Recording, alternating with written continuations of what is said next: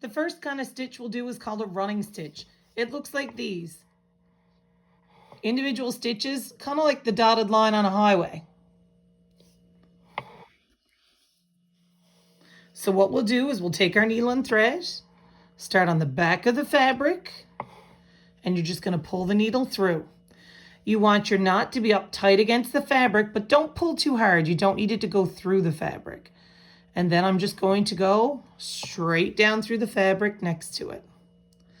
You want to try and make your lines as straight as possible, and you want your stitches to be all about the same size. And they can't be giant.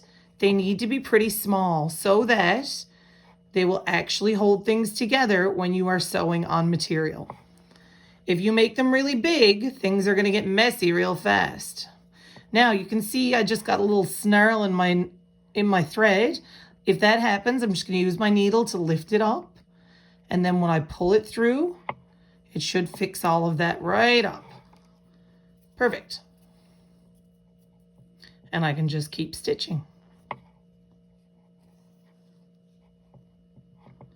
You want to make sure you have your needle in the right place. If I come up over here, I know that's wrong. I need to stop and find my spot. Sometimes you'll poke the needle up through the fabric a little bit and take it back 4 or 5 times before you get the right space.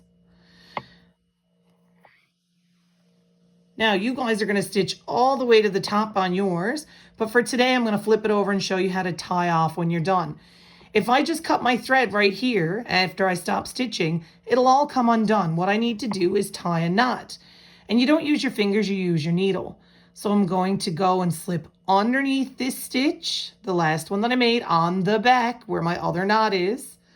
And I'm going to pull my thread underneath that stitch. Before it goes all the way through, I'm going to slip my thread in through the loop that I just made. And because I like to be sure things are done really well, I do that twice. Underneath the stitch and then through the loop. Now I can take my scissors and cut it off. And cut off this one too. And we're good to go. 4 neat little stitches.